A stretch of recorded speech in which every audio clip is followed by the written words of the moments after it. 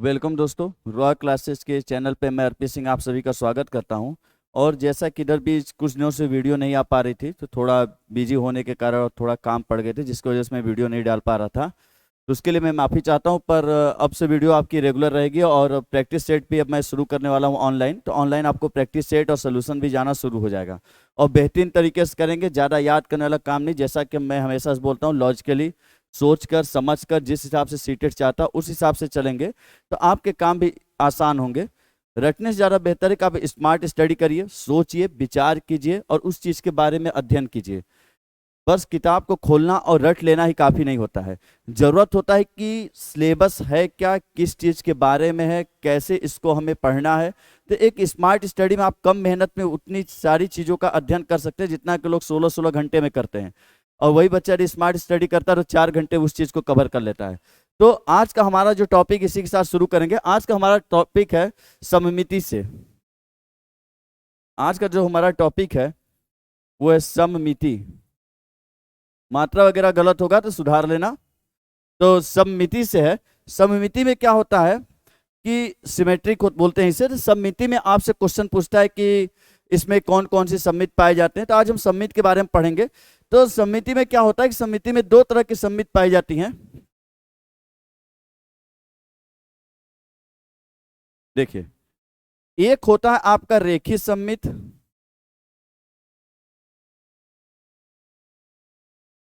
एक होता है रेखीय सममिति और एक होता है घूर्णन सममिति। एक होता है रेखीय सममिति और एक होता है आपका घूर्णन सममिति। तो देखिए, रेखीय सममिति और घूर्णन सममिति दोनों के बारे में पढ़ेंगे, अलग अलग पढ़ेंगे और सभी चीजों को कवर करते हुए पढ़ेंगे। तो रेखीय सममिति में दो तरह के आपको सममित बांट दिए जाते हैं। एक होता है क्षैतिज सममित, एक होता है ऊर्ध्वाधर। एक क्षैतिज और एक ऊर्ध्वाधर। तो जो रेखीय सममित होता है उसको मैक्स में यदि बात करें तो मैक्सिमम जो होता है दो भागों में बांटते हैं, क्षैतिज और ऊर्ध्वाधर में। पर यदि जब आकृतियों की बात आती है तो यही सममित जो होता है रेखीय वाला, यही कई प्रकार से बढ़ते चला जाता है। तो हम पहले पढ़ेंगे रेखीय सममित के बारे में, उसके बारे में जानेंगे समझेंगे, फिर उसके बाद चलेंगे हम घूर्णन सममित की तरफ। तो देखिए, पहले हम शुरू करते हैं रेखीय सममित।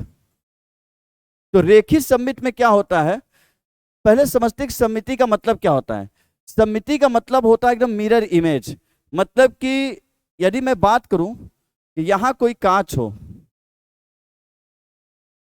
और यहां एक इमेज बना हुआ है इस तरीके से,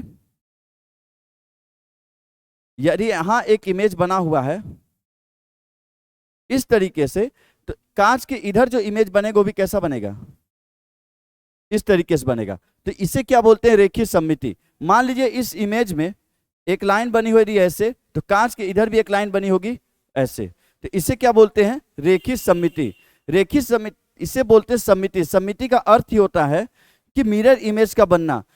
तो मिरर इमेज से आपका आशय यह है कि जब आपको कोई अक्षर देगा, जैसे कि आपको दिया गया एक अक्षर, कि जैसे कि मान लीजिए ए है, कौन सा ए है, ए में कौन कौन सी सममित पाई जाती है, कौन कौन सी रेखीय सममित। और रेखीय सममित दो तरह से आपको बताया था कि एक होता है क्षैतिज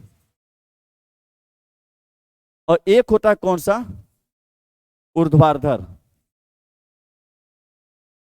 क्षैतिज और ऊर्ध्वाधर, हॉरिजॉन्टल और वर्टिकल, तो दो तरह की सममित।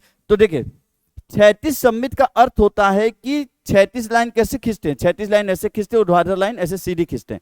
तो क्षैतिज सममित का अर्थ है कि ये जो ए लिखा हुआ है इसको आप ऐसे काटें, काटने के बाद क्या ऊपर और नीचे एक जैसा है, मतलब ऊपर जो आ रहा है तो क्या उसका मिरर इमेज नीचे बन रहा है, या नीचे जो है क्या उसका मिरर इमेज ऊपर बन रहा है। यदि नहीं बन रहा है तो मतलब ये क्षैतिज सममित नहीं है। पर यदि हम इसी ए को यदि ऊर्ध्वाधर काटें इस तरीके से, तो जो हिस्सा इधर बन रहा वही हिस्सा इधर बन रहा है, तो मतलब मिरर इमेज है, दर्पण, इसमें दर्पण वाली चित्र बन रही है, इसलिए इसमें कौन सी सममित आएगी, ऊर्ध्वाधर सममित। तो इसमें यदि पूछेगा रेखीय सममित का कौन सा सममित है, ऊर्ध्वाधर सममित। यदि और अच्छा समझने के लिए मैं आपको कैटेगराइज करता हूं, जैसे एक सम्मित होती है क्षैतिज जिसमें आप काटते हैं बोले तो बेड़े, और एक सम्मित होती है ऊर्ध्वाधर जिसमें आप काटते हैं खड़े, मतलब हॉरिजॉन्टली और वर्टिकली। तो मैं अब आपको अक्षर देता हूं, अक्षरों को हम काट के देखेंगे कि कौन किस में आता है, तभी आपको चीजें और अच्छी तरीके से क्लियर होंगी। जैसे मैंने लिया A B O X Z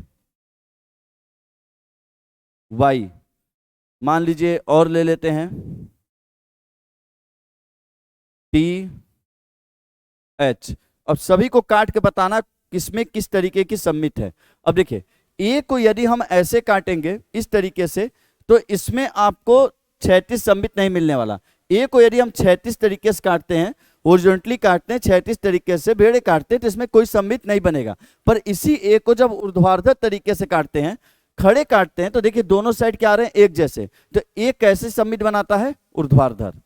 अब बी को यदि हम ऊर्ध्वाधर काटें ऐसे बीचों बीच, तो क्या दोनों साइड एक बराबर आ रहे हैं? नहीं आ रहे हैं, तो मतलब बी में ऊर्ध्वाधर सम्मित नहीं है।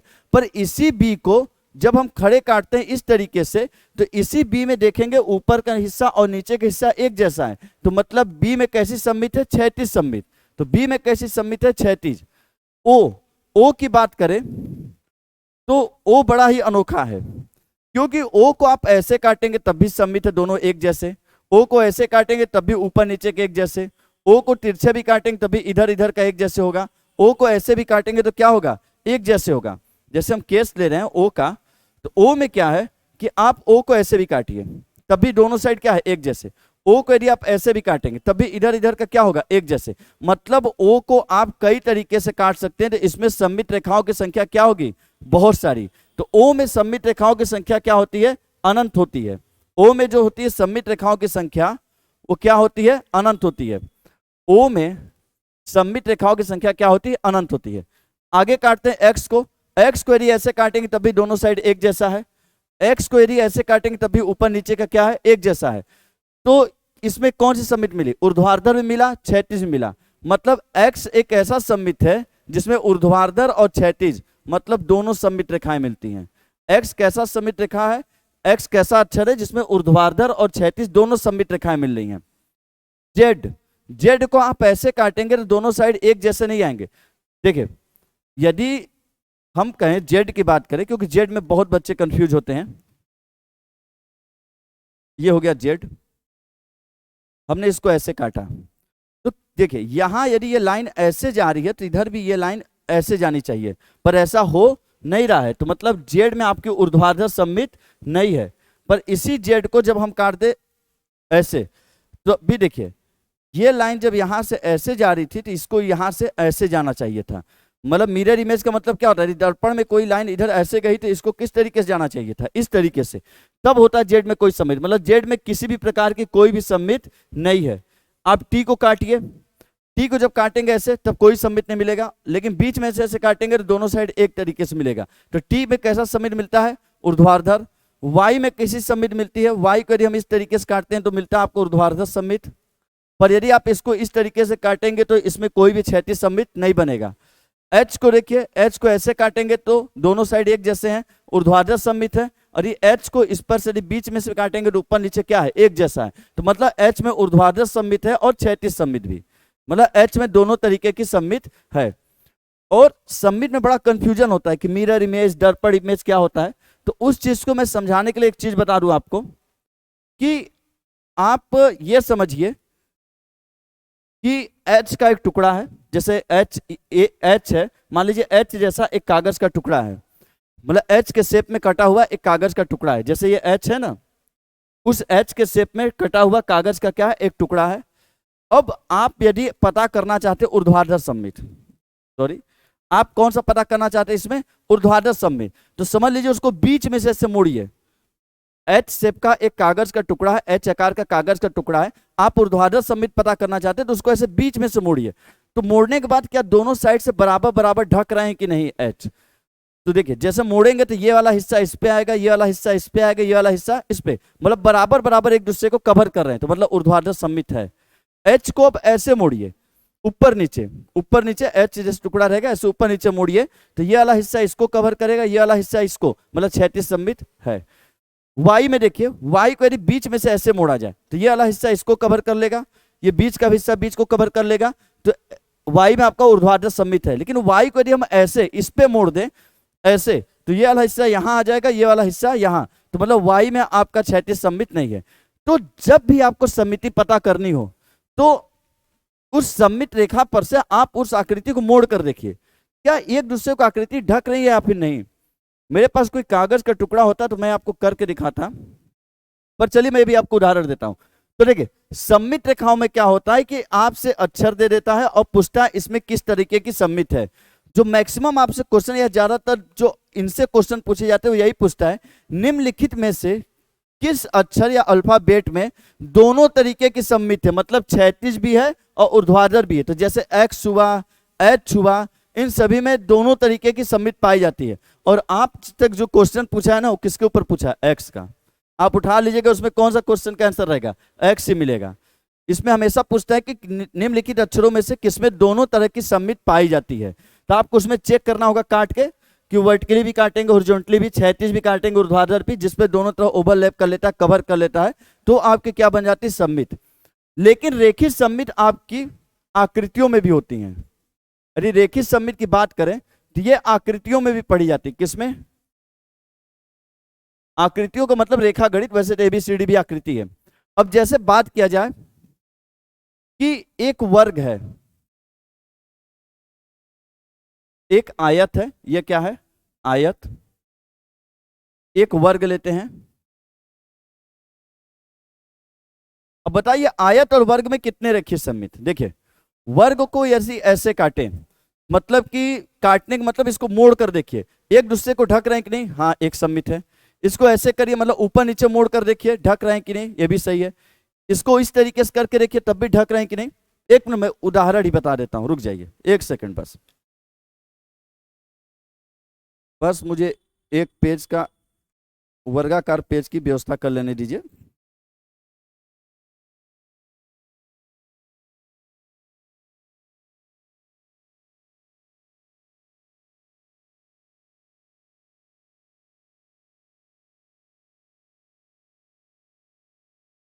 बस एक सेकंड।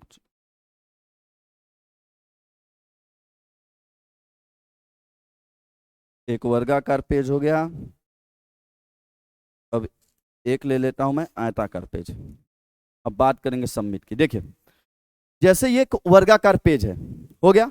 अब हमको इस वर्गाकार पेज में हमको पता करना इसमें कितनी सममित है। तो आप जो लेते हैं, देखिए अब वर्गाकार पेज में करना कितनी सममित है, तो आप कौन सी लेते हैं, ये बीच वाली। तो पहले हम पता करते हैं बीच से कि ये बीच से सममित है कि नहीं। तो इसको बीचों बीच ऐसे मोड़िए,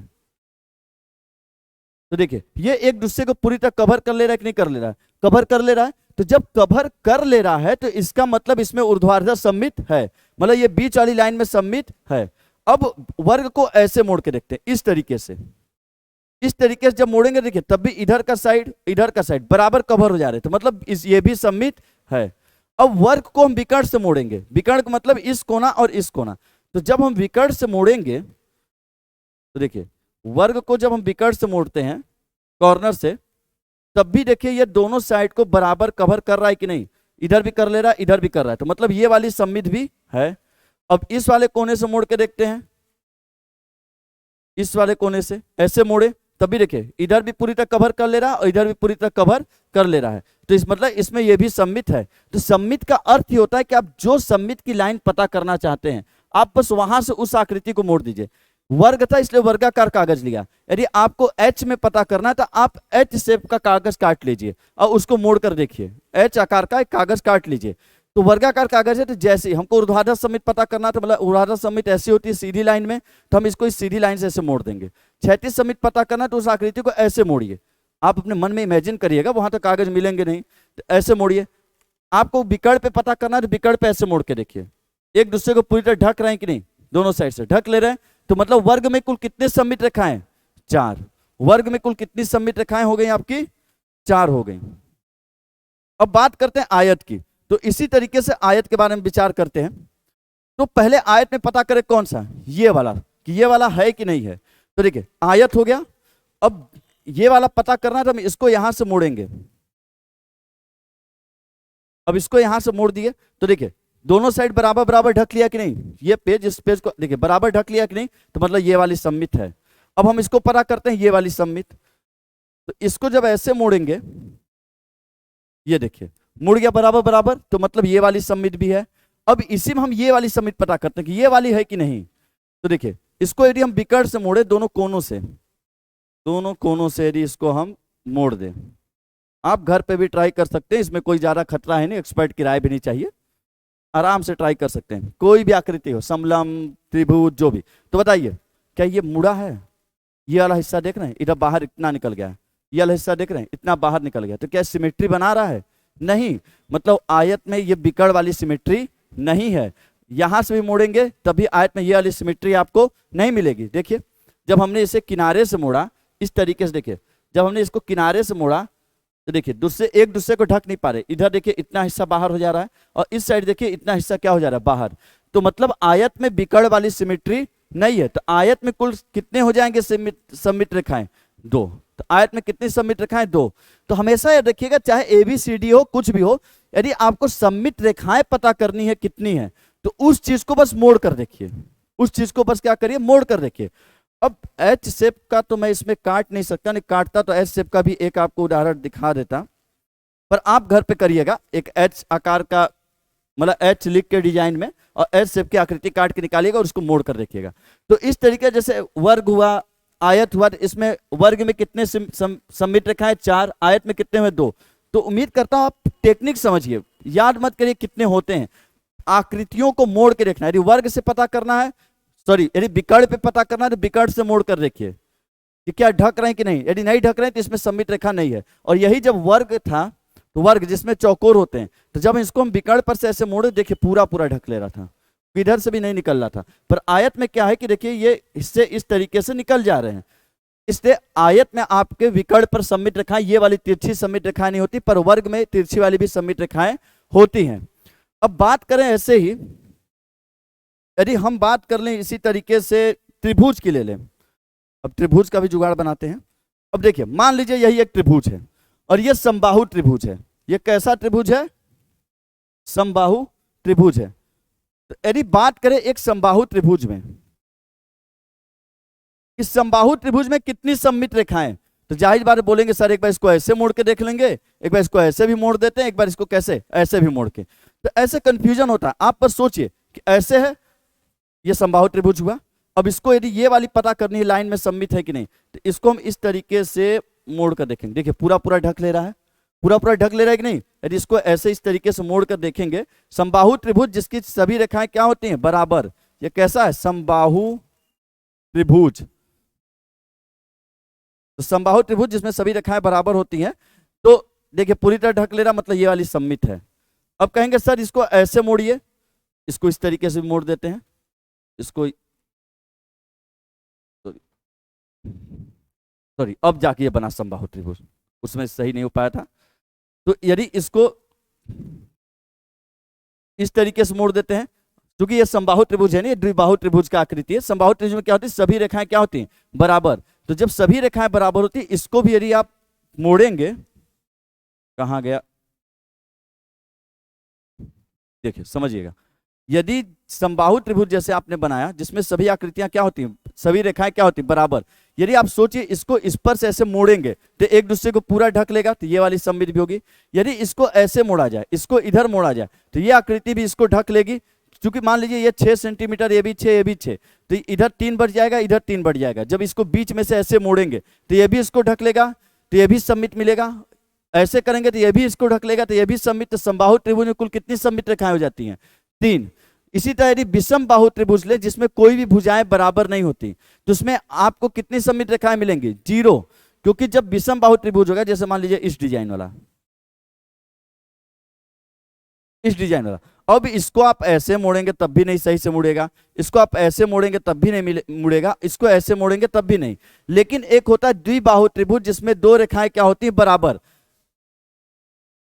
जिसमें दो रेखाएं क्या होती हैं, बराबर, मतलब ये रेखा इस रेखा के बराबर है, ये अलग है। जिसमें दो रेखाएं बराबर होती है, जैसे ये वाला, इसमें क्या ये रेखा आपस में क्या बराबर, तो इसको जब ऐसे मोड़ेंगे तो इसमें सममित मिल जाएगा। जो द्विबाहु त्रिभुज होते हैं उसमें कितनी सममित रेखाएं मिलती हैं, एक मिलती है। अब आपको कंफ्यूजन ना हो, इससे बारी बारी से मैं एक एक को लिखता हूं, देखिए बस आपको आकृतियों को मोड़ के देखना है। जैसे पहले बात करूं, मैं त्रिभुज से शुरू करता हूं।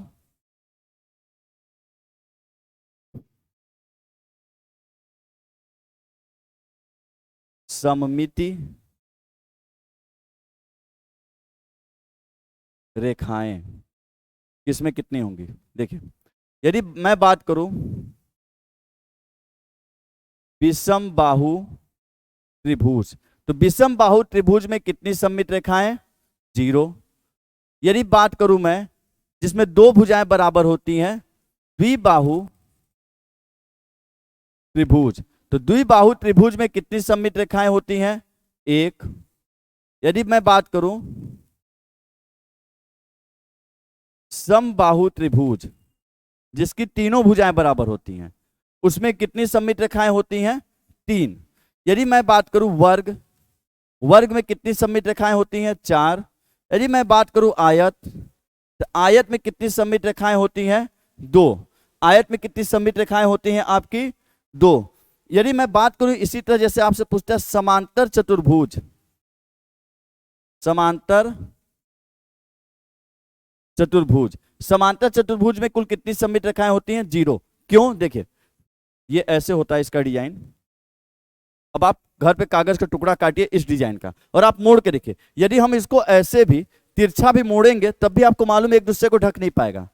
अरे बीच से भी मोड़ेंगे तो ये तिरछा होने की वजह से एक दूसरे को पूरी तरह कवर नहीं कर पाएगा। इसलिए समांतर चतुर्भुज में कितनी सममित रेखाएं होती हैं, 0। बस आपको जो सममित रेखा पता करना, आप मोड़ तोड़ के देखिए, आप मोड़ कर देखिए, बस उससे मालूम चल जाएगा। बीच से मोड़िए, जैसे इस तरीके से मोड़िए, कोई भी आकृति हो, एक बार ऐसे मोड़िए, एक बार ऐसे मोड़िए, एक बार कहां से मोड़िए, बीच में से, एक बार ऐसे मोड़ के देखिए, आपको खुद ही पता चल जाएंगे कि उसमें कितनी सममित रेखाएं होती हैं।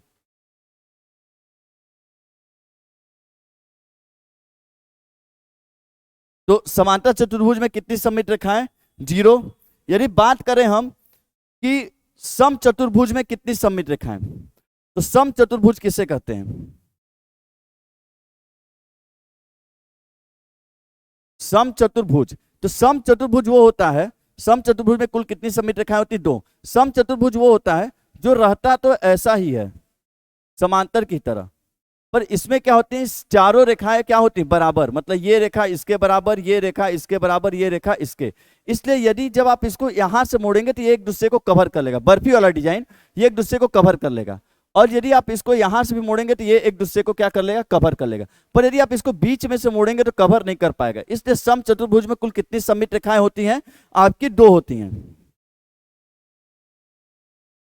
उसी तरह आप क्या आते हैं, जैसे आपसे पूछ दे उसके बाद समलंब में, समलंब चतुर्भुज में, जैसे आपसे किसमें पूछ दे, समलंब चतुर्भुज में कितनी सममित रेखाएं होती हैं।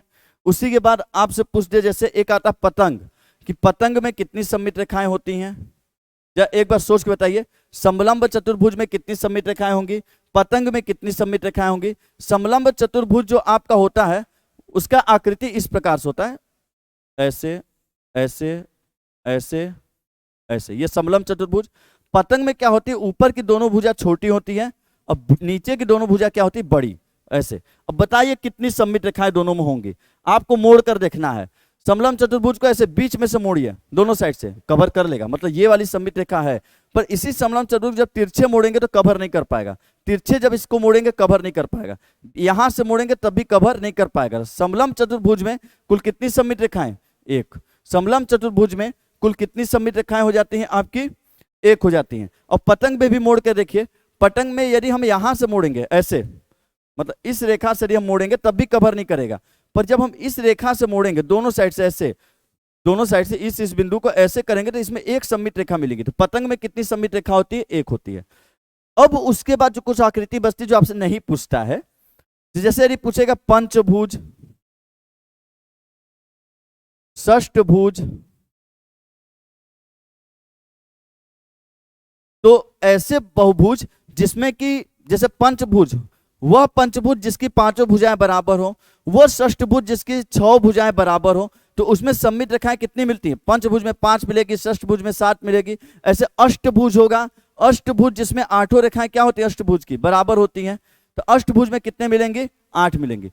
हर वो आकृति जिसमें सभी भुजाएं बराबर होती है तो उसमें उतनी ही सममित रेखा होती है। देखिए जैसे ध्यान दीजिए, समबाहु त्रिभुज, ऐसा त्रिभुज जिसमें तीनों भुजाएं बराबर है तो 3 सममित रेखा। वर्ग, ऐसी आकृति जिसमें चारों भुजाएं बराबर है तो 4 सममित रेखा। वैसे ही देखिए पंचबहुभुज जिसमें 5 भुजाएं बराबर होती है 5 सममित रेखा। षष्ठभुज जिसमें 6 रेखाएं बराबर होती है 6 सममित रेखा। अष्टभुज जिसमें 8 रेखाएं बराबर होती है तो 8 सममित रेखा। अब ऐसा मत कर देना कि सर आयत में 2 ही भुजा आमने सामने की बराबर होती है तो इससे 2 नहीं। सिर्फ जो ऐसी आकृतियां जिसके सभी भुजाएं बराबर होती हैं तो उसमें जितनी भी भुजा होती है उतनी ही सममित रेखाएं बनती हैं। जैसे एक समबाहु त्रिभुज में तीनों भुजाएं बराबर होती हैं, त्रिभुज की तीनों भुजाएं बराबर होती है इसलिए उसमें सममित रेखा 3। वर्ग में वर्ग के चारों भुजाएं बराबर होती है इसलिए उसमें सममित 4। पंचभुज में 5 भुजाएं बराबर होती है इसलिए उसमें सममित 5। षष्ठभुज में 6 रेखाएं बराबर होती है इसलिए उसमें सममित 6। अष्टभुज में 8 रेखाएं बराबर होती है इसलिए सममित 8। इसलिए जितने भी ऐसे चित्र आएंगे जिसमें कि सभी भुजाएं बराबर होती हैं उसमें सममित की रेखाओं की संख्या उतनी होती है। बाकी मैंने आपको लिख दिया है, विषमबाहु त्रिभुज में 0, द्विबाहु त्रिभुज में 1, वर्ग में 4, आयत में 2, समचतुर्भुज में 0, चतुर्भुज में 2, समलंब चतुर्भुज में 1 हो जाता है, पतंग में 1 हो जाता है, पंचभुज में 5। और यदि दिक्कत हो तो आकृतियों को काट के मोड़कर देख लीजिएगा, आकृतियों को काट कर मोड़कर देख लीजिएगा। अब आता है एक वृत्त। वृत्त या बात करें ओ की, जिसे आप वृत्त भी कहते हैं, ओ भी कहते हैं। जीरो नहीं, जीरो देखिए थोड़ा लंबा लिखा जाता है तो जीरो का केस थोड़ा अलग हो जाता है क्योंकि जीरो को थोड़ा लंबा लिखते हैं अंडाकार लेते हुए। वृत्त या ओ में कितनी सममित रेखाएं होती हैं? अनंत। वृत्त या ओ में सममित रेखाएं कितनी होती हैं? अनंत। वजह भी है, आप जब वृत्त लेते हैं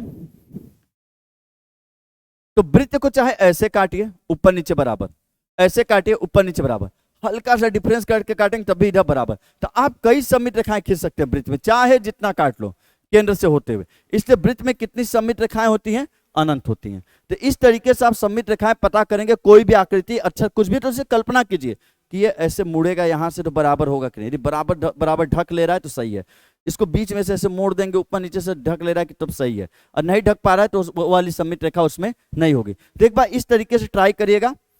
इस वाले लिस्ट का एक बार स्क्रीनशॉट ले लीजिए आप।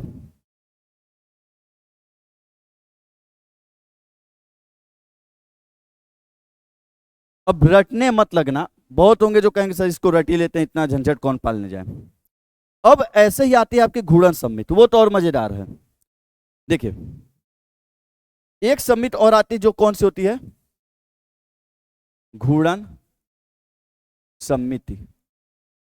घूर्णन सममिति की कहानी क्या है? घूर्णन मतलब होता है घुमाना। इसमें आकृतियों को घुमा घुमा कर देखना है कि किसमें कितनी तरीके की सममित रेखाएं मतलब कितने तरीके की सममित होगी। घूर्णन में आपको आकृतियां घुमानी होती है। जैसे हम उदाहरण लेते हैं एक आयत की।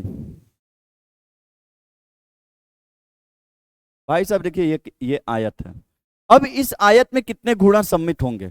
तो इस आकृति को घुमाना होगा। अब घुमाने पे जब जब ये पिछली बार के जैसा लगेगा तब उतनी इसमें आपको घूर्णन सम्मिलित मिलेंगे। देखिए घूर्णन सम्मिलित में दो चीज पूछता है, एक पूछता है कि घूर्णन सम्मिलित का क्रम क्या है, और एक पूछता है कि कितने कितने डिग्री पे घूर्णन सम्मिलित हो रहा है।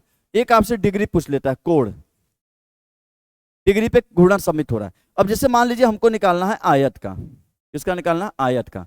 अब आयत का निकालना है तो आपको रेफरेंस के लिए, सापेक्षता के लिए एक आयत इसके अंदर बना ले रहा हूं।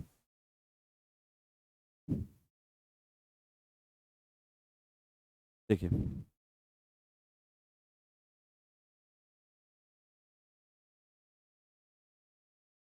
एक आयत इसके अंदर बना देता हूं ताकि आपको तुलना कर सके भाई।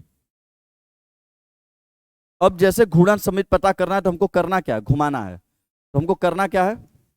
घुमाना है। अब देखिए जैसे इस पॉइंट पे यहां देखिए 0 डिग्री होगा, ध्यान दीजिएगा इस पॉइंट पे आपका 0 डिग्री, और जैसे जैसे मुड़ते मुड़ते यहां पहुंचेंगे, यहां कितनी डिग्री हो जाती है? 90, और यहाँ पहुंचते जब सीधा लाइन बन जाता है तो कितनी हो जाती है 180, और घूमते घूमते यहाँ पहुंचते हैं तो 270, और जब यहाँ से घूमते घूमते यहाँ पहुंचते हैं तो वापस कितना, जीरो की जगह कितना होता है 360, 360 जीरो एक ही जगह होते हैं। अब हमको निकालनी सममित, तो देखिए इसको ऐसे घुमाएंगे, 90 डिग्री घुमाएं, और क्या 90 डिग्री पे आयत उसी जैसा लग रहा है जैसे पहला था? नहीं भाई, बिल्कुल नहीं लग रहा है। अब फिर इसको ऐसे घुमाएंगे, अब क्या जैसे पहले आयत था वैसा लग रहा है? बिल्कुल वैसा लग रहा है। मतलब हमको एक सममित मिली, आपको एक घूर्णन सममित मिली। अभी तक कितनी घूर्णन सममित मिली घुमाने के बाद? एक। अब आगे फिर घुमा के देखते हैं, अब क्या बताइए, फिर वैसा ही लग रहा है? नहीं। अब देखिए फिर वैसा ही लग रहा है, बिल्कुल। तो मतलब आयत में घूर्णन सममित का क्रम कितना है? 2। आयत में घूर्णन सममित का क्रम कितना है? 2। समझिएगा, देखिए आयत में घूर्णन सममित का क्रम कितना है? 2। कैसे समझिए, देखिए एक बार ऐसे घुमाएं तो नहीं मिला आयत, एक बार ऐसे घुमाएंगे फिर पहले वाले के जैसा लगेगा तो एक हुआ, फिर यहां आएंगे देखिए नहीं हुआ, फिर वापस यहां पहुंच गए फिर वैसा हो गया। मतलब एक बार जब हम यहां आए थे घूमकर तब आयत पहले जैसा लग रहा था, और एक बार जब यहां पहुंचे थे तब आयत पहले जैसा लग रहा था। तो मतलब कितने घूर्णन सममित का क्रम कितना है? 2 है, मतलब क्योंकि 2 बार मिला है। डिग्री कितनी होगी? जाहिर बात है एक 180 पे मिला था, एक 180 पे मिलेगा और दूसरा 360 पे। वो भी देख लीजिए कैसे भाई, देखिए 0 से पहुंचे 90, क्या वैसा लग रहा है? नहीं। 90 से पहुंचे 180, हाँ भाई 180 पे लग रहा है तो 180 मिला। 270 पहुंचे, नहीं मिल लग रहा है। 360 पहुंचे, फिर वैसा लग रहा है कितना? एक 180 पे, 360 पे। अब ऐसे ही बात करते हैं वर्ग की, हमको लगता है इसमें आकृतियां सेव दिए होंगे। यदि हम बात करें किसकी? वर्ग की।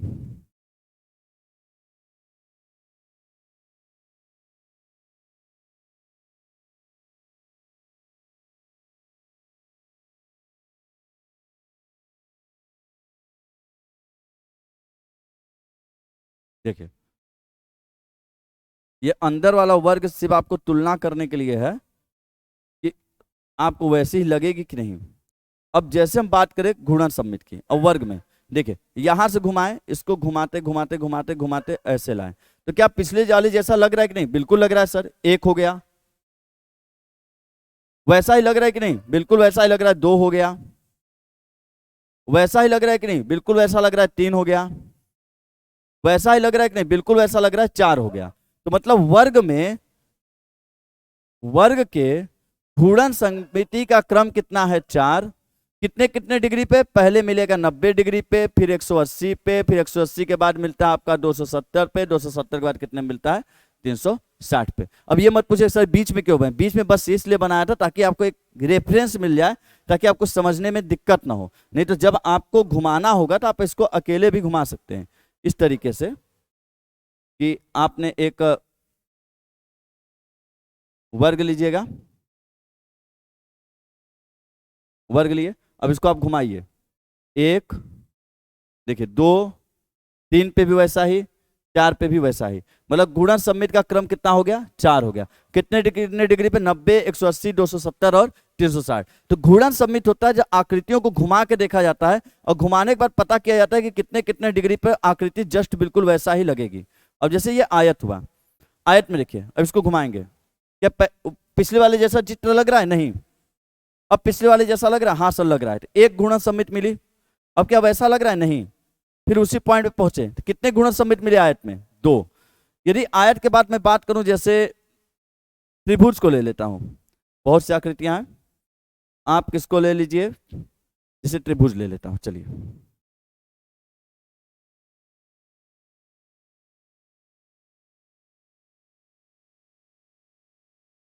त्रिभुज लिया। अब इसमें देखिए यहां से घुमाना शुरू किया, पहले वाले जैसा लग रहा है? हाँ सर पहले वाले जैसा लग रहा है। एक घूर्णन सममित, पहले वाले जैसा लग रहा है? हाँ सर पहले वाले जैसा लग रहा है। 2 घूर्णन सममित, फिर पहुंच गया अपने ठिकाने पे। कितना घूर्णन सममित त्रिभुज में? 3। तो कैसा त्रिभुज में भाई साहब जिसकी तीनों भुजाएं क्या हो? बराबर। मतलब समबाहु त्रिभुज में कितने घूर्णन सममित मिले? घूर्णन सममित का क्रम कितना मिला है? 3 मिला है। घूर्णन सममित का क्रम कितने मिले हैं? 3 घूर्णन सममित के क्रम मिले, क्योंकि 3 पॉइंट पे वो बराबर लग रहे थे। अब बात किया जाए, जैसे हम ले लेते हैं कोई ऐसा जो विषम बाहु त्रिभुज हो,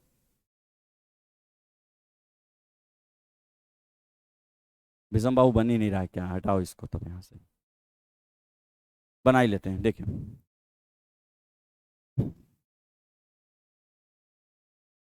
अब इसको घुमा के देखते हैं।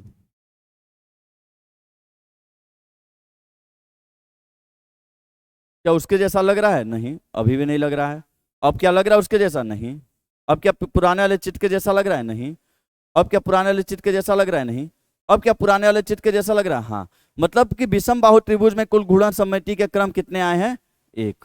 विषम बाहु त्रिभुज में कुल घूर्णन सममिति के क्रम कितने आए हैं? एक। तो हम अब जैसे यहाँ पे हमने सममित रेखाएं लिखे थे, सममित रेखाएं के हर आकृति में कितनी सममित रेखाएं होती हैं। अब यहां लिखेंगे कि हर आकृतियों में कितने सममित घूर्णन के क्रम होते हैं। अब हम लिखेंगे आकृतियों में घूर्णन सममिति के क्रम, ताकि कोई टेंशन ही ना रहे। आप घुमा घुमा के घर पे देखते रहिएगा, कागज फाड़ लीजिएगा और घुमा के देखिएगा घूर्णन सममिति के क्रम। तो बात करते हैं, शुरुआत करते हैं पहले भाई विषम बाहु त्रिभुज से। एक चीज याद रखिएगा कि जैसे वर्ग में 4 हुआ, आयत में 1 हुआ, तो विषम बाहु त्रिभुज में तो कोई रेखा बराबर नहीं है। तो कोई भी आकृति में क्या कभी भी सममित घूर्णन सममित का क्रम 0 हो सकता है? बिल्कुल नहीं। किसी भी आकृति में घूर्णन सममिति का क्रम 0 हो सकता नहीं, हो सकता है। क्योंकि चाहे वो आकृति कितना भी अटपटा बना हो, कितना भी अटपटा बना हो, जब आप उसको घुमाना शुरू करेंगे यहां से, तो हो सकता है कभी भी उस घुमाते घुमाते घुमाते घुमाते घुमाते जब आप इस स्थिति पर वापस पहुंचेंगे तो वो आकृति तुरंत पुराने जैसी लगने लगेगी। मतलब कि एक घूर्णन सममित तो सब आकृति में होती है। क्योंकि भाई यहां से जब घुमाते घुमाते घुमाते घुमाते घुमाते घुमाते वापस यहां पहुंचेंगे इस स्थिति में, तो वापस वही आपको घूर्णन सममित मिल जाएगी। तो मतलब कि हर आकृति में एक घूर्णन सममित होता ही है। तो क्या किसी भी आकृति में 0 घूर्णन सममित हो सकते हैं? नहीं, ऐसी कोई भी आकृति नहीं है जिसमें 0 घूर्णन सममित हो। क्योंकि यदि मुझे भी आप घुमाना शुरू करेंगे तो यहां से घुमा के सर इधर लाएंगे, फिर सर नीचे ले जाएंगे, फिर सर घुमाते हुए इधर लाएंगे, फिर वापस यहां लाएंगे, तो वापस यहां लाएंगे तो फिर मैं जैसा तो वैसा दिखने लगूंगा कि नहीं? बिल्कुल दिखने लगूंगा। कि हर एक आकृति में एक घूर्णन सममित तो मिनिमम होता ही है। हर आकृति में कम से कम एक घूर्णन सममित होता है। बाकी में ज्यादा भी हो सकता है, जैसे वर्ग में 4 हो गए, आयत में 2 हो गए, लेकिन एक घूर्णन सममित तो बाकी सब में होता है। तो पहला चीज नोट करके, नोट अंतिम में लिखवा देता हूं आपको। अब लिखते हैं घूर्णन सममित के क्रम। विषम बाहु त्रिभुज में कितने घूर्णन सममित होते हैं? एक। कितने घूर्णन सममित के, घूर्णन सममित के कितने क्रम होते हैं? याद रखिए, क्रम लिखा जा रहा है। कितने घूर्णन सममित के क्रम होते हैं? एक। वो भी कब मिलेगा? घूमते घूमते कितना पहुंच जाएंगे? जब 360 डिग्री पूरा घुमा देंगे। क्योंकि एक वृत्त, एक चक्कर कितने कहलाता है? 360 का। मतलब हमको भी यदि आपको घुमाना, घुमा के ऐसे घुमाते घुमाते घुमाते जब यहां पहुंचा देंगे मेरे सर को, तो कितने घूर्णन सममित हो जाएंगे? एक। जैसे बच्चा है, यहां नहीं बनाएंगे, अगले वाले पेज पे। जैसे हम हुए हैं, अब हमें पता करना कितने घूर्णन सममित। आप कहेंगे सर इसमें तो कोई आकृति का मेल नहीं खा रहा है, कैसे देखेंगे? तो देखिए यहां से घुमाएंगे, अभी भी नहीं। अभी पिछले जैसा लग रहा हूं? नहीं। पिछले जैसा लग रहा हूं? नहीं। अब लग रहा हूं पिछले जैसा? हाँ। मतलब एक घूर्णन सममित तो हर आकृति में होती होती है। क्योंकि जैसे आप उसे घुमा कर वापस पुराने वाले जगह पे ला देंगे, तो एक घूर्णन सममित तो सब में होता है। हाँ, ज्यादा हो सकता है लेकिन एक सब में, मतलब 0 घूर्णन सममित किसी भी आकृति में नहीं होती। तो विषम बाहु त्रिभुज में कितने होते हैं? एक। आगे देखते हैं, समद्विबाहु त्रिभुज में घूर्णन सममित का क्रम कितना होता है आपका? समद्विबाहु त्रिभुज में घूर्णन सममित का भी क्रम कितना होता है? एक होता है। घूर्णन सममित का क्रम समद्विबाहु त्रिभुज में घूर्णन सममित का क्रम कितना आ जाएगा आपका? एक होगा। क्योंकि समद्विबाहु त्रिभुज को भी जब आप घुमाएंगे तो उसमें घूर्णन सममित का क्रम कितना आएगा? एक आएगा, 360 डिग्री। समबाहु त्रिभुज में, समबाहु जिसको तीनों रेखाएं बराबर होती है, उसमें घूर्णन सममित का क्रम कितना आएगा? 3 आएगा। और 3 आएगा तो बताइए 3 कितने कितने डिग्री में आएंगे? तो एक चक्कर लगाने में कितना डिग्री पूरा होता है? 360। तो घूर्णन सममित का क्रम कितना है? 3। तो 360 में क्या दीजिए? 3 से भाग। 3 एक कम 3, 3 दूना 6, शून्य। मतलब पहला आएगा 120 में, 120 में 120 जोड़ेंगे तो हो जाएगा कितना? 240। और 240 में 120 जोड़ेंगे कितना हो जाएगा? 360। मतलब इसमें 3 क्रम मिलेंगे, 120, 240 और 360। बैटरी एक बार चेक कर लेता हूं। अगला देखिएगा, अगला लेते हैं हम वर्ग। वर्ग में गुणन सममित का क्रम अभी हमने चेक किया तो कुल कितने होते हैं, चार चार। अब चार कितने कितने डिग्री में, तो एक चक्कर लगाने में कितना डिग्री पूरा करते हैं हमेशा, 360। 360 में इस बार कितने से भाग देंगे, 4 से। 4 9 36, 90। मतलब पहला मिलेगा 90 पे, दूसरा 90 90 180 पे, 180 और 90 कितना हो जाएगा आपका 270। 270 90 जोड़ेंगे कितना हो जाएगा 360। कितना हो जाएगा 360। उसी तरीके से आगे बढ़ते हैं, जैसे हम बात करें आयत की। आयत में कुल कितने गुणन सम्मित होंगे, 2 होंगे। 2 होंगे तो इस बार 360 में हम 2 से भाग देंगे। जब 2 से भाग देंगे तो करेगा 2 1 कम 2, 2 8 16 0। पहला मिलेगा 180 पे, दूसरा मिलेगा 180 में 180 जोड़िए कितना हो जाएगा 360। तो ये क्रम है, ये 1 1 3 4 4 क्या है, क्रम है। और कितने कितने डिग्री पे, 360 पे 360 पे। 3 है तो इसके 3 क्रम मिलेंगे, 4 है तो इसके 4 डिग्री या 4 क्रम मिलेंगे, 2 है तो इसके कितने क्रम मिलेंगे, 2 क्रम मिलेंगे। तो एक बार इसका स्क्रीनशॉट ले लीजिए, तो आगे और भी लिखवा देता हूं आपको, जिससे आप घर पे ट्राई करिएगा, चेक करिएगा। अब बात करते हैं जैसे समांतर चतुर्भुज।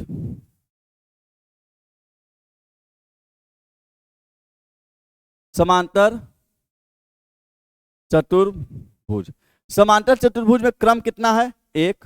एक क्रम है, एक क्रम कितने पे मिलेगा 360 पे। समांतर चतुर्भुज देखिए ऐसा होता है, इसमें देख लेता हूं आकृति है कि नहीं, हाँ ये रहा, ये होता है आपका समांतर चतुर्भुज। अब भाई साहब इसको घुमाइए, घुमा कर ये चेक करना है कि ऐसी ही आकृति फिर कब बनेगी। देखिए वैसी बनी नहीं, वैसी बनी, चेक करिए वैसी बनी कि नहीं। देखिए पहले कैसी थी, ऐसी थी, अब इसकी कैसी हो गई है, ऐसी। तो बताइए क्या बिल्कुल वैसी बनी कि नहीं।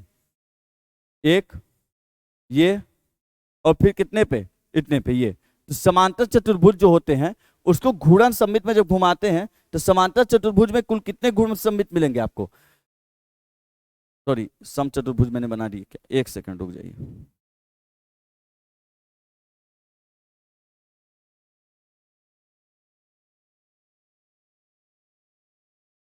कहाँ गई वो आकृति,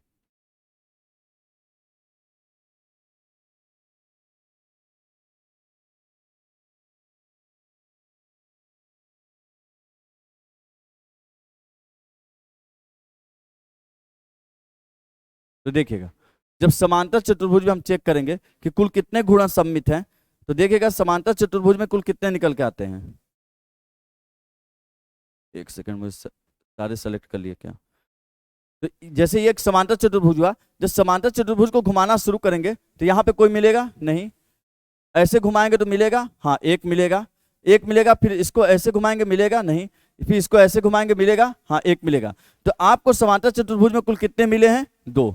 या कितना लिख रहा है, समांतर चतुर्भुज में कुल कितने गुणन सम्मित, 2। और 2 मिला है तो 360 में कितने से भाग देंगे हम, 360 में कितने से भाग देंगे, 2 से भाग देंगे, कितना आएगा 180। मतलब पहला मिलेगा 180 डिग्री पे और दूसरा मिलेगा कितने पे 360। क्योंकि जब आप इसे घुमा रहे थे तो देखिए यहां से यहां गया 90, फिर यहां से यहां गया कितना आया 180, फिर 180 के बाद जब इसको यहां से यहां लाए तो फिर हो गया 270, फिर यहां से यहां लाए तो 360। मतलब एक बार 360 पे वैसा ही लग रहा है और एक बार आपका 180 पे वैसा ही लग रहा है। तो समांतर चतुर्भुज पे कुल कितने गुणन मिलते हैं आपको, 2 मिलते हैं। उसी के तरीके से अब आगे बात करते हैं आयत। आयत में कुल कितने गुणन सम्मित होते हैं, आयत में, सॉरी हाँ आयत मेरी बात करें, आयत का लिख चुका हूं, एक बार चेक कर लेता हूं। वर्ग, आयत, समांतर चतुर्भुज। हाँ वृत्त में बात करें कि वृत्त के कुल कितने गुणन सम्मित, वृत्त में गुणन सम्मित की संख्या क्या होती है, अनंत। वृत्त में गुणन सम्मित की संख्या क्या होती है, अनंत होती है। वृत्त में गुणन सम्मित की संख्या कितनी होती है आपकी, अनंत होती है। अब बात करें जैसे सम चतुर्भुज, कि सम चतुर्भुज में कितने गुणन सम्मित, सम चतुर्भुज, सम चतुर्भुज में कुल कितने गुणन सम्मित होते हैं आपके, 2। 2 कितने कितने पे होंगे, 180 पे और कितने पे 360 पे। सम चतुर्भुज में कुल कितने गुणन सम्मित होते हैं, 2 होते हैं, 180 पे और 360 पे। समलंब चतुर्भुज में कितने गुणन सम्मित होंगे, जैसे बात किया जाए समलंब चतुर्भुज, तो समलंब चतुर्भुज में कुल कितने गुणन सम्मित होते हैं आपके, 1 समलम चतुर्भुज में देखिए, ट्राई कर देखिए, ये आपका है समलम चतुर्भुज। अब इसको घुमाइए, ऐसी आकृति फिर कब बनेगी? देखिए ये बना नहीं, ये क्या वैसी आकृति है? बिल्कुल नहीं है। ये क्या वैसी आकृति? नहीं। ये मतलब एक चक्कर लगाने पे आकृति पुनः वैसी बन रही है। तो कितनी गुणन सममित होगी इसमें? एक। और एक जो होगा वो कितने डिग्री पे होगा आपका? 360 पे, जाहिर सी बात है। पतंग, पतंग में कुल कितने गुणन सममित होते हैं आपके? एक। और वो भी एक कितने होता है? 360। मैं आकृति देख लेता हूं इसमें पतंग दिया हुआ है कि नहीं। नहीं, इसमें पतंग नहीं दिया हुआ, पर आपको समचतुर्भुज दिया हुआ है, जिसका मैं उदाहरण दिखा सकता हूँ समचतुर्भुज में कैसे होते हैं।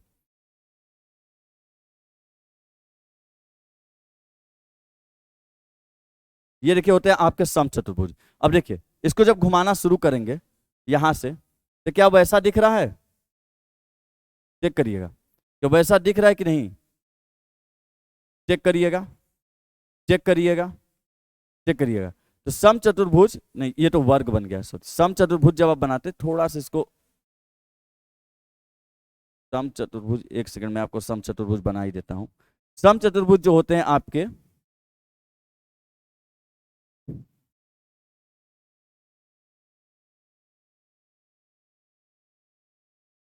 वो इस तरीके के होते हैं। मतलब समचतुर्भुज एक ऐसी आकृति होती है, पतंग और समचतुर्भुज में बहुत बड़ा अंतर होता है। समचतुर्भुज बर्फी की तरह होते हैं, मतलब इसके चारों भुजाएं क्या होंगे? बराबर। ये भुजा, ये भुजा, ये भुजा और ये भुजा बराबर। लेकिन इन दोनों बिंदु के बीच की दूरी ज्यादा होती है और इन दोनों बिंदु के बीच की दूरी क्या होती है? कम होती है। तो ये क्या कहलाते हैं? समचतुर्भुज। और जब आप समचतुर्भुज को घुमाएंगे तो दो ही पॉइंट ऐसा मिलेगा जिसपे आपको उसमें सम्मित, गुणन सम्मित आपको मिलेंगे, जिसमें वो पिछले वाले के बिल्कुल बराबर दिखेंगे। देखिए जैसे समचतुर्भुज को आप घुमाएंगे इसे, देखिए एक बार घुमाएं, क्या वैसा बना? नहीं। एक बार घुमाएं, क्या वैसा बना? देखिए इस पे वैसा बन जा रहा है, एक बार यहां बन जा रहा है, और एक बार क्या घुमाएंगे वैसा बनेगा? नहीं। यहां पे बनाए घुमाएं तो फिर वैसा बन गया। तो समचतुर्भुज में कुल कितनी सम्मित रेखाएं आपकी? घूर्णन सम्मित का क्रम कितना? दो। यहां पे नहीं बनता, एक बार यहां पे बनता है, थोड़ा सा डिजाइन अलग हो गया इसलिए ऊपर नीचे हो जा रहा है। एक बार ऐसे बनता है 180 डिग्री पे, और एक बार इस पे नहीं बनता, एक बार 360 इस पे बनता है। तो समचतुर्भुज में आपके कितनी होती हैं? दो होती हैं। तो घूर्णन सम्मित क्या होता है? आकृतियों को घुमा के देखा जाता है कि पुराने वाले के जैसे कब फिर लगेंगे, दिखेंगे, तो वही होते हैं घूर्णन सम्मित। पतंग क्या होता है? पतंग वाली आकृति में क्या होता है कि ऊपर की दोनों रेखाएं छोटी होती हैं और नीचे की दोनों रेखाएं क्या होती है? बड़ी होती हैं। बर्फी में क्या होता है कि चारों रेखाएं बराबर होती हैं। चारों रेखाएं क्या होती हैं? बराबर होती हैं, बराबर होती हैं। तो वर्ग में भी चारों रेखाएं बराबर होती है, लेकिन वर्ग में क्या है कि इन दोनों बिंदुओं के बीच की ये दूरी और ये दूरी क्या होती है? बराबर। लेकिन बर्फी में क्या होता है? ये लंबा होता है, ये क्या होता है? छोटा होता है। तो इसे बोलते हैं समचतुर्भुज, इसे बोलते हैं वर्ग, और इसे बोलते हैं पतंग। तो ये सभी तीनों में क्या होता है? थोड़ा थोड़ा अंतर होते हैं, उसे देख लीजिएगा। एक बार इसका स्क्रीनशॉट ले लीजिए और लिख लीजिए कि किसमें गुणन सम्मित के क्रम कितने होते हैं और कितने कितने डिग्री पर होते हैं। तो एक बार घर पे आकृतियों को बनाइएगा और उसे घुमा घुमा के देखिएगा। अरे कुछ नहीं तो जैसे आपसे पूछा गया वर्ग, तो वर्ग का एक टुकड़ा ले लीजिएगा और टुकड़ा को घुमा के देखिएगा कि फिर पुराने वाले जैसे ऐसी आकृति फिर कब बन रही। इसको घुमा के देखिएगा कि वैसा लग रहा है कि नहीं, फिर घुमा के देखिएगा वैसा लग रहा है कि नहीं, तो उससे गुणन सम्मित निकलते हैं। तो ये आपके क्या होता है? गुणन सम्मित सभी आकृतियों पर। एक गुणन सम्मित आपसे और पूछता है, जैसे हमने लिख दिया कि 696 में क्या घूर्णन सम्मित है? 696 में क्या घूर्णन सम्मित है? तो देखिए यदि इसको हम घुमा के देखें ऐसे ऐसे, तो कैसा लग रहा है? क्या 696 जैसा लग रहा है? नहीं, ये नहीं, ये नहीं। तो इसमें कितने गुणन सम्मित हैं? एक। कितने गुणन सम्मित? एक। और वैसे भी आपको नोट करके एक बात लिख लीजिएगा कि घूर्णन सममिति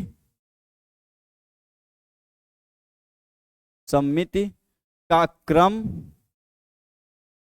कभी भी 0 नहीं होता। हर आकृति में कम से कम एक घूर्णन सममित होता है, एकदम लिख लीजिए, एक घूर्णन सममित होता है, क्योंकि किसी भी आकृति को जब घुमा के पूरा एक चक्कर वापस यहां लाएंगे तो पुराने वाले जैसा दिखने लगता है, इसलिए एक घूर्णन सममित का क्रम तो उसमें होता ही है, इसलिए किसी भी घूर्णन सममित का क्रम कभी भी 0 नहीं होता है। इस चीज को लिख लीजिए। और एक क्वेश्चन ऐसे पूछ देता है आपसे कि जैसे लिख देगा इसमें कौन सी घूर्णन सममित है, मतलब कितने डिग्री की है, कितना क्रम है इसमें, तो आप इसको घुमा के देखिए, देखिए 8 8 8 है। अब क्या पुराने वाले के जैसा लग रहा है? नहीं। अब पुराने वाले के जैसा लग रहा है कि नहीं? एक घूर्णन सममित का क्रम मिला। अब लग रहा है? नहीं। फिर अब लग रहा है कि नहीं? हाँ 2, मतलब इसमें घूर्णन सममित के क्रम कितने मिले आपको? 2 मिले। तो इस तरह संख्याओं को भी पूछ देता, संख्याओं को उलट फेर करके देख लीजिएगा कि घुमाने पे पूरी संख्या को ही घुमा दीजिए आप पलट के, कि कब वो पुराने वाले के जैसा दिखने लग रहा है, तो उसमें घूर्णन सममित के क्रम उतने ही हो जाएंगे। तो पहला चीज अक्षर में पूछता है ऊर्ध्वाधर क्षैतिज काटने के लिए, तो एक ये हुआ। इसमें पूछता है आकृतियों में सममित रेखाएं कितनी होती हैं, तो ये होती है सममित रेखाओं की संख्या। उसके बाद आपसे पूछता है कि घूर्णन सममित की संख्या कितनी होती है, या घूर्णन सममित के क्रम कितने होते हैं, तो आप क्रम भी लिख दिया हूं, साथ में उसकी डिग्री भी लिख दिया हूं। ये घूर्णन सममित के क्रम और इससे क्या हो गया? डिग्री। कभी कभी किसी पेज में क्या होता है 360, सॉरी यहां पे 360 रहेगा,